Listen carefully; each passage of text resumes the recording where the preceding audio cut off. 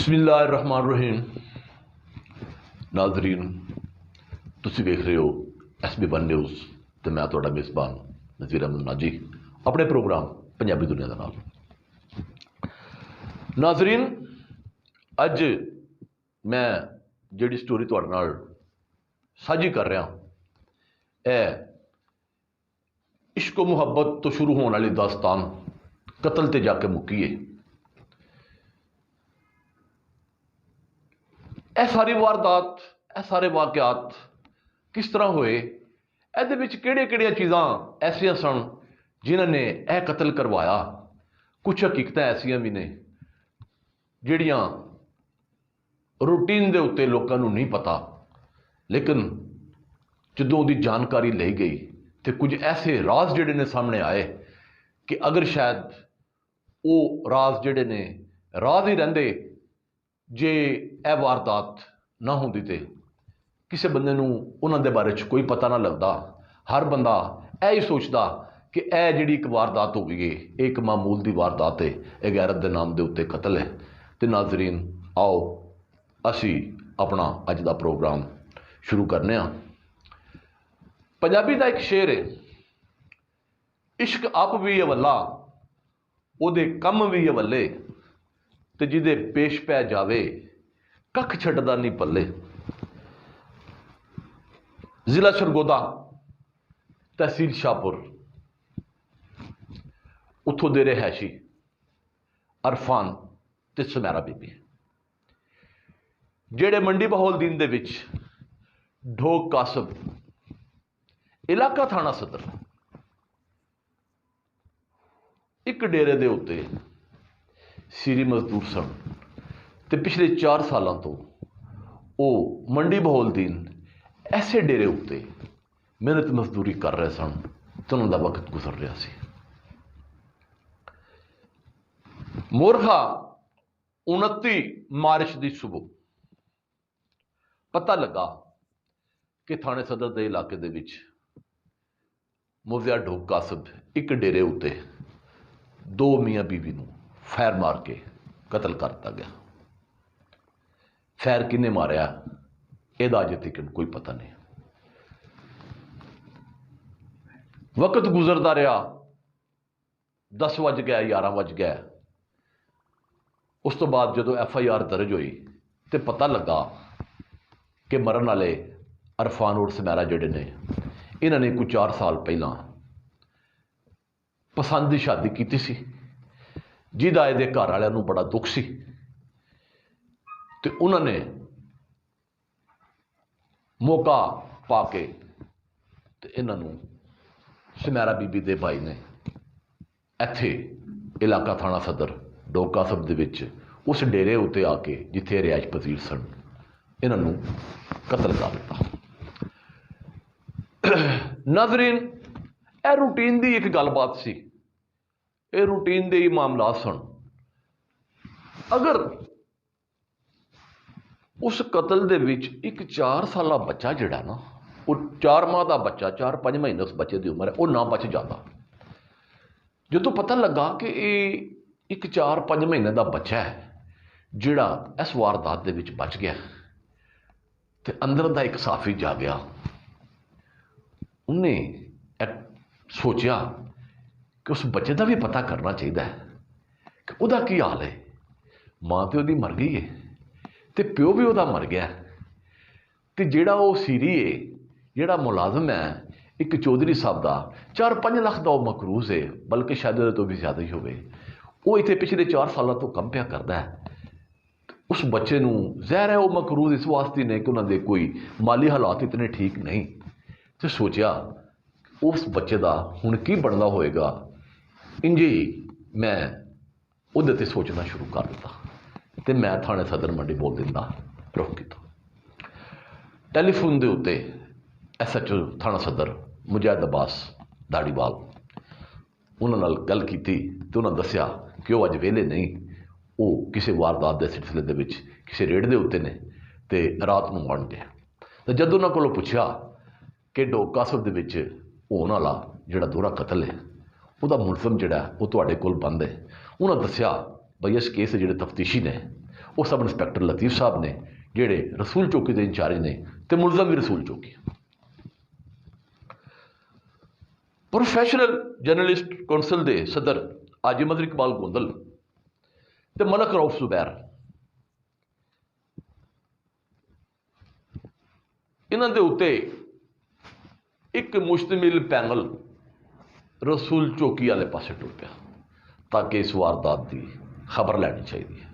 मुलजम तो भी कुछ पूछना चाहिए कि मुलजम ने 2 इंसानी जाना फैर मार के तो मुका दित्तियां, तो उहदे हुण इस वेले उहदी की सूरत हाल है तो उन्हें क्यों मारिया, यह सारे वाकयात जानने वास्ते असी रसूल चौकी पहुंचे। रसूल चौकी जाने तो बाद सब इंस्पैक्टर लतीफ़ साहब ने सानू इस वेले तकन होने वाली तफ्तीश के बारे दसिया। उन्हें एक गल दसी कि यह कतल हो गया तो यदी तफ्तीश मेरे ज़िम्मे लग गई तो मैं अपने DPO सैयद अली रज़ा बुखारी होरां दी खसूसी हदायत के उत्ते DSP सदर, SP इन्वेस्टिगेशन तो SHO सदर साहब की ज़ेरे निगरानी असी एक टीम तरतीब दी तो इस केस की तफ्तीश जी है उन्होंने साइंसी मर्यादा से शुरू कर दिता। अल्लाह पाक ने साड़ी मदद की तो असी बहुत जल्द इस केस का जोड़ा मरकजी मुलजम है मोहम्मद इलियास असी उन्होंने गिरफ्तार करने कामयाब हो गया तो इस वेले साढ़े कोलों मौजूद है तो उसकी तफ्तीश जारी है। सब इंस्पैक्टर लतीफ़ साहब ने सानू की दसिया, ऐ तुसी उन्हां दी ज़बानी सुनो। अस्सलाम वालेकुम सर जी। वालेकुम सलाम। सर दसो कि यह की वाक़या होया सर? बिस्मिल्लाहिर्रहमानिर्रहीम। ये वाक़या जिहड़ा है 29 ते 30 दी शब दरम्यानी होया सी। उत्थे 2 मर्डर, डबल मर्डर हो गया। डेरा हाजी सरदार खां, गाँव टोका सब। तो इतला मिली SHO साहब, मैं DSP साहब, SP साहब इन्वेस्टिगेशन और साढ़े DPO साहब की हदायत के मुताबिक उन्होंने साना दा याद दित्तियां भी इस तरह जोड़ा डबल मर्डर हो गया तो ये कोशिश करो। एक तो मुलजम जोड़े ने गिरफ्तार होने चाहिए ने, दूजा जोड़ा कोई किसी किस्म का किसी ना इंसाफी या कोई ना होवे। उहदे सर जोड़ा है काफ़ी अफसरान वाला दी याद के मुताबिक काफ़ी मेहनत और कोशिश के नाल SHO साहब और अफसरान बाला की हदायत के मुताबिक असी जोड़ा है वो अपना जोड़े ने डाटे शाटे मोबाइल फोन की मदद दे नाल असी डाटे हासिल करके फिर वो जोड़ा उहदा असी उहदी लोकेशन वगैरह ट्रेस करके काफ़ी मेहनत करके तो उसने असी ट्रेस किया। फिर उन्हें ट्रेस करके तो उत्थे काफ़ी कोशिश दे नाल असी उन्होंने तो फिर गिरफ्तार किया। फिर वो दौरान इंटैरोगेशन काफ़ी उन्हें जोड़ा है वो कोशिश तो बाद उन्हें ये वकूआ जोड़ा तस्लीम किया। फिर वो जोड़ा उन्हें दसिया कि मैं चूँकि उन्हें दौरान इंटैरोगेशन ये इंकशाफ किया कि मेरी हमशीरा ने पसंद की शादी की सी, जिहदा मैनूं दुख आई। मैं अंदर दुख रखिया सी। मैं उन्होंने आरजी तौर पर सुलह करके बेनोई नाल और अपनी हमशीरा नाल तो मैं उत्थे डेरे उत्ते उन्होंने आना जाना जोड़ा वो बना लिया सी। तो बरोज़ वकूआ भी इस तरह मैं उन्होंने आया। उत्थे असी दिहाड़ी खाना शाना पकाया, शाम को भी खाना खादा। मैं फिर उन्होंने रूटीन जोड़ा रात में खाना शाना खा के असी सौ गए हाँ। तो रात में मैं उठ के तो जोड़ा वकूआ उन्होंने फैर शैर करके तो मैं वो मर्डर कर दिता सी। मर्डर करने तो बाद वो फिर उतो रात नहीं निकल गया। मर्डर करने तो बाद वो क्योंकि रात नहीं वो उतो अंधेरे का फायदा उठाने निकल गया सी, सुबह सवेरे ही किधरे। उस तो बाद फिर तुसी टेक्नोलॉजी का इस्तेमाल किया। वो जदीद टेक्नोलॉजी असी जोड़ा वो मदद लैके तो उन्हें ट्रेस करके गिरफ्तार किया। तो जोड़ा उन्हें दौरान इंटैरोगेशन इंकशाफ किया कि मैं ये वकूआ किया। ਬਾਕੀ ਅਜੇ ਮਜ਼ੀਦ ਤਫਤੀਸ਼ ਜਾਰੀ ਹੈ। ਉਹਦੇ ਵਿੱਚ ਬਾਕੀ ਮੁਲਜ਼ਮਾਨ ਜਿਹੜੇ ਨੇ ਉਹ ਨਾਮਜ਼ਦਗੀਆਂ ਉਹਨਾਂ ਤੋਂ ਮਜ਼ੀਦ ਜਿਹੜਾ ਉਹ ਇੰਟੈਰੋਗੇਸ਼ਨ ਕਰਕੇ ਇਨਸ਼ਾਅੱਲਾ ਜਿਹੜੇ ਗੁਨਾਹਗਾਰ ਮੁਲਜ਼ਮ ਨੇ ਉਹਨਾਂ ਨੂੰ ਚਲਾਨ ਕੀਤਾ ਜਾਏਗਾ, ਜਿਹੜੇ ਬੇਗੁਨਾਹ ਨੇ ਉਹਨਾਂ ਨੂੰ ਇਨਸ਼ਾਅੱਲਾ ਜਿਹੜਾ ਇਨਸਾਫ ਜਿਹੜਾ ਮੈਰਿਟ ਤੇ ਤਫਤੀਸ਼ ਕੀਤੀ ਜਾਏਗੀ। बहुत मेहरबानी नाम, बहुत शुक्रिया। ਨਾਜ਼ਰੀਨ, ਸਬ ਇੰਸਪੈਕਟਰ ਲਤੀਫ ਸਾਹਿਬ ਦਾ ਬਿਆਨ ਤੁਸੀਂ ਸੁਣਿਆ। ਪੁਲਿਸ ਅਫਸਰਾਂ ਜਿਹੜੇ ਹੁੰਦੇ ਨੇ, ਸਬ ਇੰਸਪੈਕਟਰ ਲਤੀਫ ਬੜੇ ਜ਼ਹੀਨ ਤੇ ਬੜੇ ਮੰਜੇ ਹੋਏ ਤਫਤੀਸ਼ੀ ਨੇ। ਇਹਨਾਂ ਨੇ ਇਸ ਮੁਲਜ਼ਮ ਦੀ ਤਫਤੀਸ਼ ਕੀਤੀ ਹੈ ਤੇ ਜੋ ਕੁਝ ਇਹਨਾਂ ਨੇ ਦੱਸਿਆ ਉਹ ਤੁਸੀਂ ਆਪਣੀ ਕੰਨੀ ਸੁਣਿਆ। ਤੇ ਆਓ ਹੁਣ ਅਸੀਂ ਇਸ ਕੇਸ ਦਾ ਜਿਹੜਾ ਮਰਕਜ਼ੀ ਮੁਲਜ਼ਮ ਹੈ ਮੁਹੰਮਦ ਇਲਿਆਸ, ਉਹਦੇ ਨਾਲ ਗੱਲ ਕਰਨੇ ਆ ਕਿ ਉਹਨੇ ਇਹ ਕਤਲ ਕਰਨ ਦਾ ਉਹਨੂੰ ਖਿਆਲ ਕਿਸ ਤਰ੍ਹਾਂ ਆਇਆ ਤੇ ਉਹਨੇ ਇਹ ਕਤਲ ਕਿਉਂ ਕੀਤੇ। ਆਓ ਉਹਦੀ ਜ਼ਬਾਨੀ ਸੁਣਨੇ ਆ। ਇਸ ਵੇਲੇ ਡੋਕਾ ਸਾਹਿਬ ਦੇ ਵਿੱਚ ਆਉਣ ਵਾਲੇ ਦੋਹਰੇ ਕਤਲ ਦੇ ਮੁਲਜ਼ਮ ਮੇਰੇ ਨਾਲ ਮੌਜੂਦ ਨੇ। ਆਓ ਇਹਨਾਂ ਕੋਲੋਂ ਪੁੱਛਦੇ ਹਾਂ ਕਿ ਇਹ ਕਤਲ ਇਹਨਾਂ ਨੇ ਕਿਉਂ ਕੀਤਾ ਤੇ ਇਹ ਕਤਲ ਇਹਨਾਂ ਨੇ ਕਿਸ ਤਰ੍ਹਾਂ ਕੀਤਾ ਤੇ ਇਹਨਾਂ ਨਾਲ ਇਸ ਕਤਲ ਦੇ ਵਿੱਚ ਹੋਰ ਕੌਣ ਸੀ। ਕੀ ਨਾਮ ਹੈ ਬੇਟਾ ਤੁਹਾਡਾ? मेरा नाम मोहम्मद इलियास, ਕਿੱਥੋਂ ਦੇ ਰਹਿਣ ਵਾਲੇ ਹੋ ਜੀ? सरगोदा, ਕਿਹੜਾ ਪਿੰਡ ਜੇ? बेगवाल, ਬੇਗੋਵਾਲ। ਇਹ ਕਿਹੜੇ ਤਹਿਸੀਲ ਦੇ ਵਿੱਚ? शाहपुर सदर। ਸ਼ਾਹਪੁਰ ਸਦਰ। ਇਹ ਤੁਸੀਂ ਦੋ ਕਤਲ ਕੀਤੇ, जी कीते ਇਹ ਤੁਸੀਂ ਕਿਸ ਤਰ੍ਹਾਂ ਕਤਲ ਕੀਤੇ ਤੇ ਕਿਉਂ ਕਤਲ ਕੀਤੇ? सारे मेरी हमशीरा नस के आई हुई आई ते मैंने गैरत गवारा नहीं की ते मैं इन्हें दुआन मार देता। ਇਹ ਕਿੰਨਾ ਕੁ ਅਰਸਾ ਹੋ ਗਿਆ ਤੁਹਾਡੀ ਹਮਸ਼ੀਰਾ ਜਿਹੜੀ ਇਹ ਇੱਥੇ ਨਸ ਕੇ ਆਈ ਸੀ? ये 3-4 साल हो गए। 3-4 ਸਾਲ ਹੋ जी ਗਏ। हाँ, ਇਹ ਜਿਸ ਬੰਦੇ ਦੇ ਨਾਲ ਨਸ ਕੇ ਆਈ ਸੀ, ਜੀ ਹਾਂ। ਕਿਆ ਉਹ ਕੋਈ ਤੁਹਾਡਾ ਅਜ਼ੀਜ਼ ਸੀ? जी हाँ, ਕੀ ਲੱਗਦਾ ਸੀ ਤੁਹਾਡਾ? वो रिश्तेदार ही लगता सी। ਰਿਸ਼ਤੇ ਵਿੱਚ ਕੀ ਲੱਗਦਾ ਸੀ ਤੁਹਾਡਾ? वो मेरी जेड़ी दादी आई ने जेड़ी मेरे बाबे दे घर आई ओदा बेटा आई। ਯਾਨੀ ਜਿਹੜੇ ਤੁਹਾਡੇ ਬਾਬੇ ਦੇ ਘਰ ਸੀ ਉਹਦਾ ਪੁੱਤਰ ਸੀ ਉਹ। जी हाँ, ਤੇ ਇਹ ਕਿਸ ਤਰ੍ਹਾਂ ਕਰਕੇ ਉਹਨਾਂ ਨੇ ਇਹ ਤੁਹਾਡੀ ਭੈਣ ਦੇ ਨਾਲ ਤਾਲੁਕ ਬਣਾਇਆ ਤੇ ਫਿਰ ਇਹਨਾਂ ਨੇ ਤੁਸੀਂ ਇਹਨਾਂ ਦੀ ਸ਼ਾਦੀ ਕਿਉਂ ਨਾ ਕੀਤੀ? इन्हें सारे को रिश्ता मंगे ही नहीं। ये सारा मेरे दादी करवाया, उस ये नसाई है, उस ही सारा कुछ कराया। ਉਹਦੇ ਬਾਵਜੂਦ ਇਹ ਅਗਰ ਸਾਡੇ ਕੋਲ ਮੰਗ ਲੈਂਦੇ ਤਾਂ ਸ਼ਾਇਦ ਅਸੀਂ ਇਹਨਾਂ ਨੂੰ ਦੇ ਦੇਈਆ।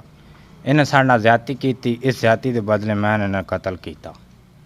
ਅੱਛਾ, ਤੁਸੀਂ ਜਦੋਂ ਇਹ ਇੱਥੇ ਆ ਗਈ ਨਸ ਕੇ, ਉਸ ਤੋਂ ਬਾਅਦ ਆਂਦੇ ਪਿਓ 4 ਸਾਲ ਗੁਜ਼ਰ ਗਏ ਨੇ। 4 ਸਾਲ ਦੇ ਵਿੱਚ ਬੰਦਾ ਕੁਝ ਵਾਕਿਆਤ ਭੁੱਲ ਜਾਂਦਾ ਹੈ, ਕੋਈ ਥੋੜਾ ਜਿਹਾ ਦੁੱਖ ਘਟ ਜਾਂਦਾ ਹੈ। ਤੇ ਤੁਸੀਂ 4 ਸਾਲਾਂ ਦੇ ਬਾਅਦ ਐਡਾ ਵੱਡਾ ਬੋਲਡ ਸਟੈਪ ਲਿਆ, ਇਤਨਾ ਵੱਡੀ ਤੁਸੀਂ ਵਾਰਦਾਤ ਕੀਤੀ ਹੈ, 2 ਬੰਦਿਆਂ ਦੀਆਂ ਤੁਸੀਂ ਜਾਨਾਂ ਖਤਮ ਕੀਤੀਆਂ ਨੇ। जी सर, गैरत वाले इंसान वास्ते तो कभी 50 साल भी गुजर वने तो उस ये गवारा नहीं करती। मैंने गैरत आई तो मैं किया। ਇਹ ਤੁਸੀਂ ਕਿਸ ਤਰ੍ਹਾਂ ਕਰਕੇ ਇਹ ਪਲਾਨ ਬਣਾਇਆ ਕਿ ਤੁਸੀਂ ਇਹਨਾਂ ਨੂੰ ਕਤਲ ਕਰਨਾ? मेरे दिल दे विच ये गल आई। मेरे कोई किसी घर वाले नहीं पता, कोई किसी बंदे नहीं पता। मेरे दिल दे विच ये गल खोलती आई, मैं गैरत वाला इंसान हाँ तो मैं किया सर। मैं उत्थों आया चुप करके आराम सुकून नाल, मैं इत्थे आण के नाल दुआन फैर मार देते। ਨਹੀਂ, ਤੁਸੀਂ ਇੱਥੇ ਪਹਿਲੀ ਵਾਰੀ ਆਇਓ? जी हाँ, पहली फेरी ਉਹਦੇ ਨਾਲ ਰਾਬਤਾ ਹੀ ਮੇਰਾ। ਉਹ ਮੈਨੂੰ ਫੋਨ ਕਰਿੰਦਾ ਹੀ ਬਈ ਮੈਂ ਆਪਣੀ ਭੈਣ ਦੇ ਕੱਪੜੇ ਲਾਇਆ, ਤੇਰਾ ਭਾਂਜਾ ਹੋਇਆ ਉਹਦੇ ਕੱਪੜੇ ਲਾਇਆ, ਮੇਰੇ ਕੱਪੜੇ ਲਾਇਆ। ਮੈਂ ਇਹ ਇੱਜ਼ਤ ਗਵਾਰਾ ਨਹੀਂ ਕੀਤੀ ਤਾਂ ਮੈਂ ਉਹਨੂੰ ਕਤਲ ਕੀਤਾ।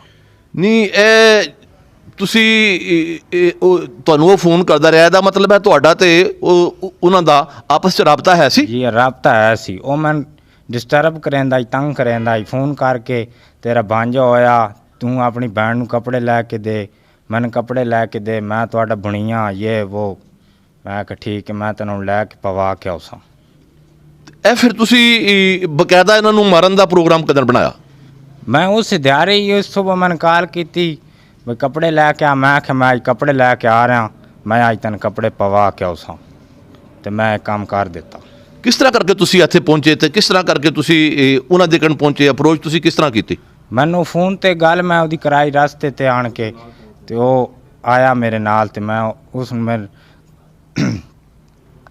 ਮੈਂ ਉਹਦੀ ਗੱਲ ਕਰਾਈ ਫੋਨ ਤੇ। ਉਹ ਬੰਦੇ ਨੇ ਰਾਹ ਸਮਝਾਇਆ ਵੀ ਇਸੇ ਰਸਤੇ ਸਿੱਧਾ ਚਲਾ ਜਾ। ਮੈਂ ਇਸੇ ਰਸਤੇ ਸਿੱਧਾ ਚਲਾ ਆਇਆ। ਇਹ ਤੁਸੀਂ ਇਹ 2 ਬੰਦੇ ਕਤਲ ਕੀਤੇ ਤੇ 2 ਬੰਦਿਆਂ ਨੂੰ ਕਤਲ ਕਰਨਾ ਕੋਈ ਇੱਕ ਬੰਦੇ ਦਾ ਕੰਮ ਨਹੀਂ। ਤੁਹਾਡੇ ਨਾਲ ਕੋਈ ਹੋਰ ਬੰਦਾ ਵੀ ਸੀ? ਨਹੀਂ, ਹੋਰ ਕੋਈ ਬੰਦਾ ਨਹੀਂ ਸੀ, ਮੈਂ ਕੱਲ ਹੀ ਸੀ। मोटरसाइकिल तो कल नहीं आया।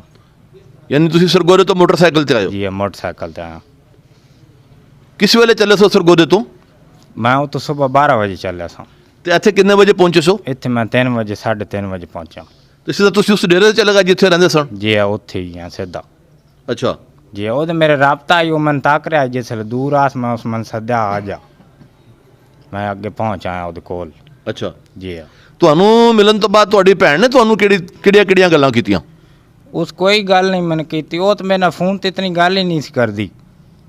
ਉਹ ਤਾਂ ਚਾਹੁੰਦੀ ਨਹੀਂ ਸੀ ਜਦੋਂ ਉਹਨੂੰ ਸਾਡਾ ਪਿਆਰ ਹੀ ਨਹੀਂ ਸੀ। ਅਗਰ ਉਹਨੂੰ ਸਾਡਾ ਪਿਆਰ ਹੁੰਦਾ ਤਾਂ ਉਹ ਜ਼ਰੂਰ ਉਸੇ ਕੰਮ ਕਰਨਾ ਕਿਉਂ ਸੀ ਬਈ ਆਪਣੇ ਮੈਂ ਭਾਈਆਂ ਦੀ ਇੱਜ਼ਤ ਖਰਾਬ ਕਰ ਰਹੀਆਂ, ਆਪਣੇ ਪਿਓ ਦੀ ਇੱਜ਼ਤ ਖਰਾਬ ਕਰ ਰਹੀਆਂ, ਆਪਣੀ ਅੰਮੀ ਦੀ ਇੱਜ਼ਤ ਖਰਾਬ ਕਰ ਰਹੀਆਂ, ਆਪਣੇ ਸਾਰੇ ਰਿਸ਼ਤੇਦਾਰਾਂ ਦੀ ਇੱਜ਼ਤ ਖਰਾਬ ਕਰ ਰਹੀਆਂ।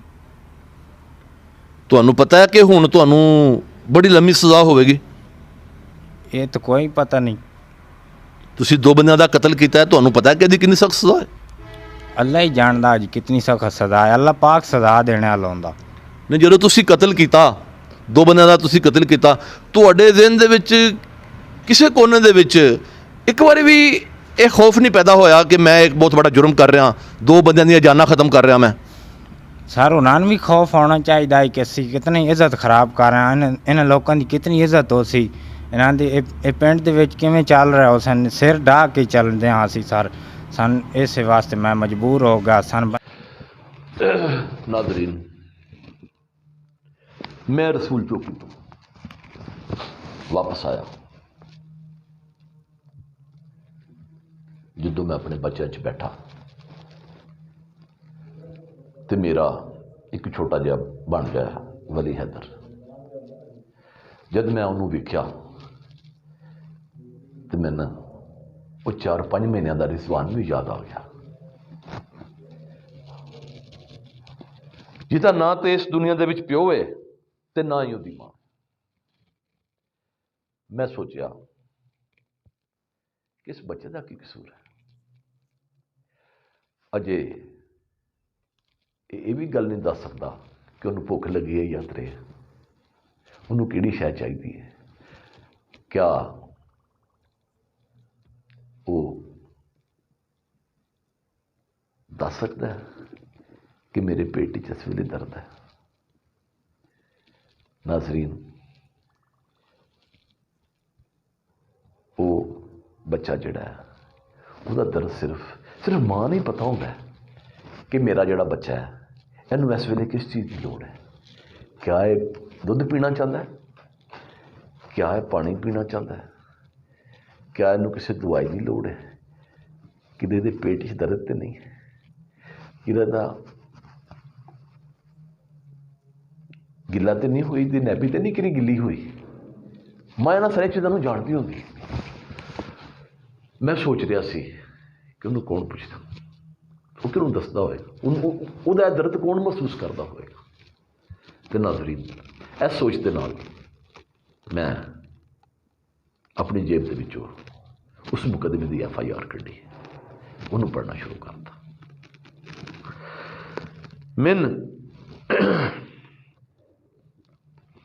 FIR ਦੇ ਵਿੱਚ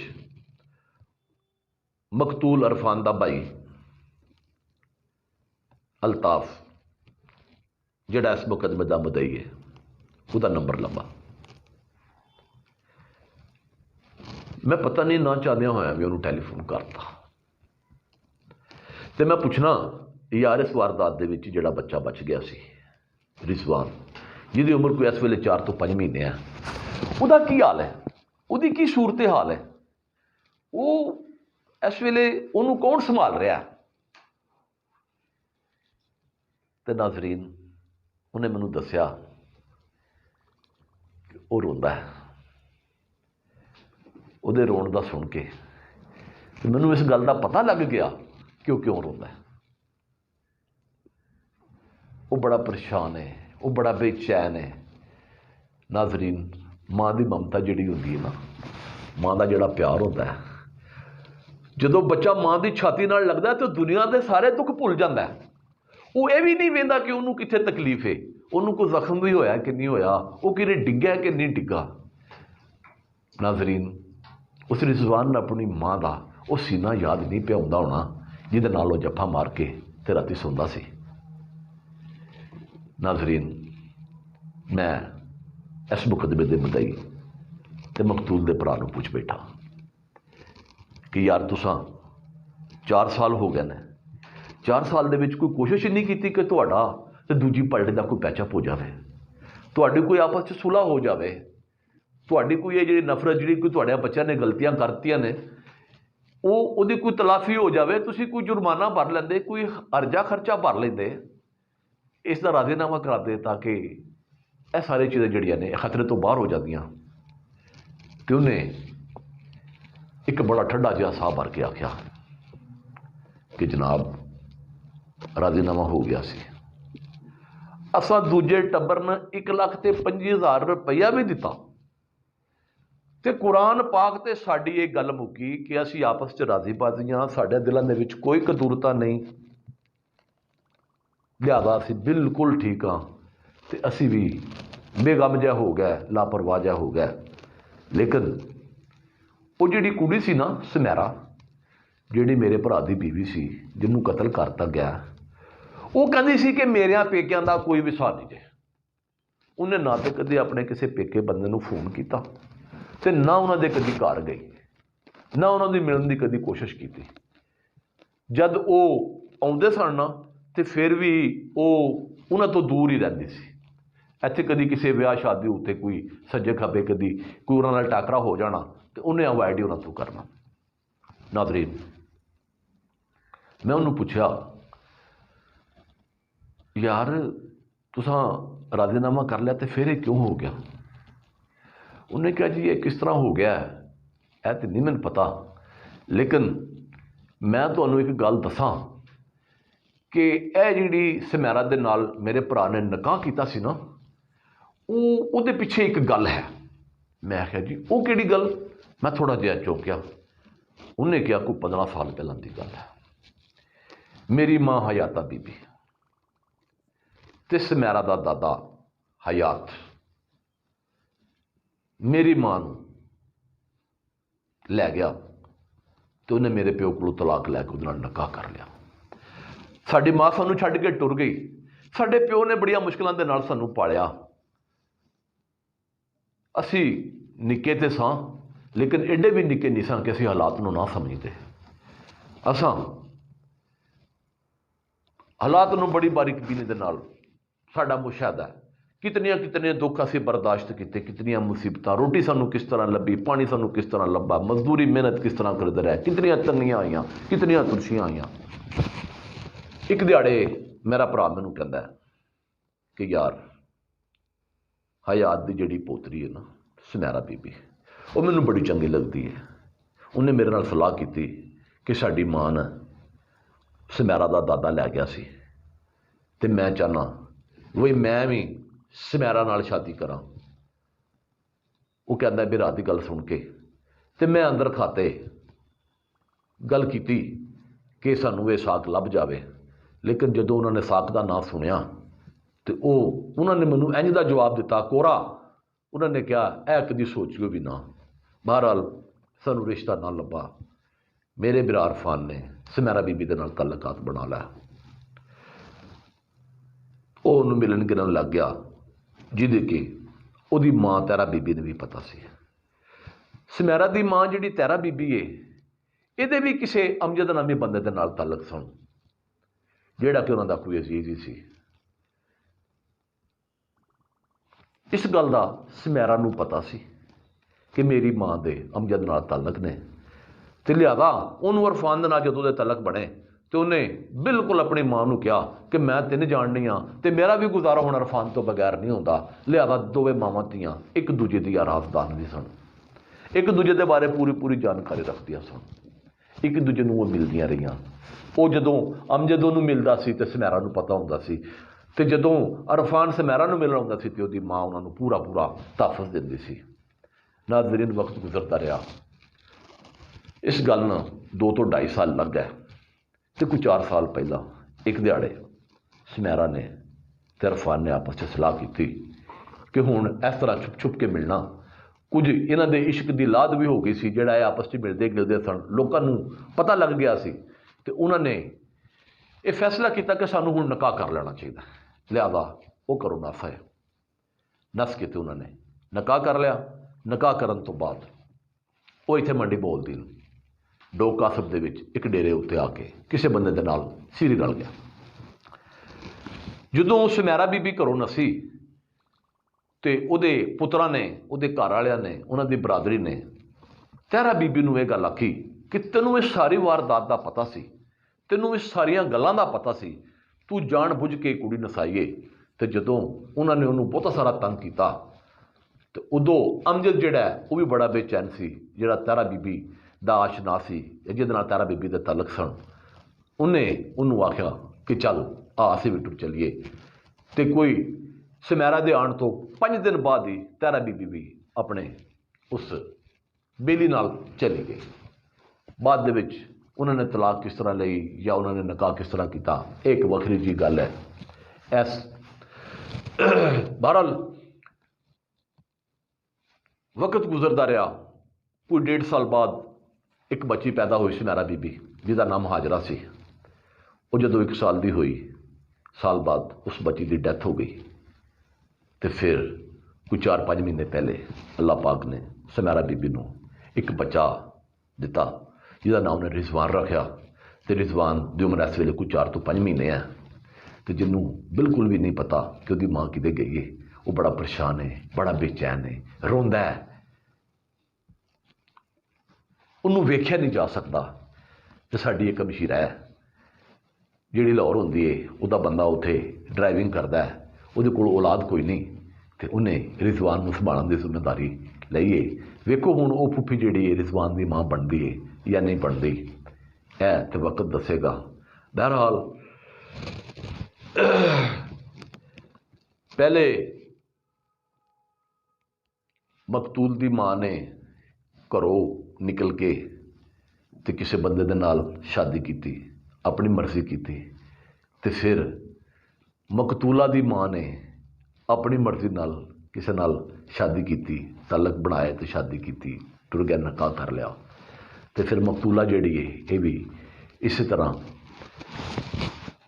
ਨਾਜ਼ਰੀਨ, ਮਾਹੌਲ, ਦਾਸਤਾਨ, ਤਾਰੀਖ ਇਨਸਾਨ ਨੂੰ ਸਿਖਾਉਂਦੀ ਹੈ। ਤੇ ਉਹਨਾਂ ਨੇ ਜੋ ਆਪਣੇ ਵੱਡਿਆਂ ਨੂੰ ਵੇਖਿਆ ਉਹਦੇ 'ਤੇ ਅਮਲ ਕੀਤਾ।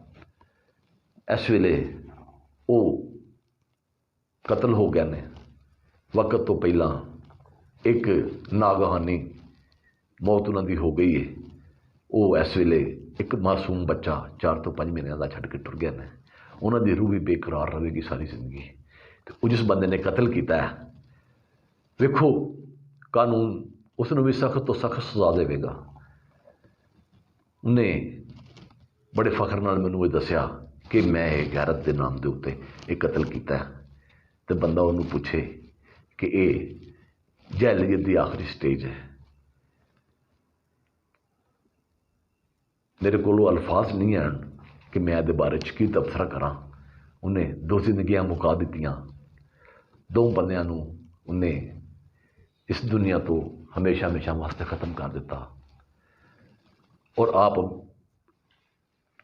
ਪਾਬੰਦੇ ਸਲਾਸਲ ਹੋ ਗਿਆ, ਆਪ ਅੰਧੇਰੀ ਕੋਠੜੀ ਵਿੱਚ ਟੁਰ ਗਿਆ।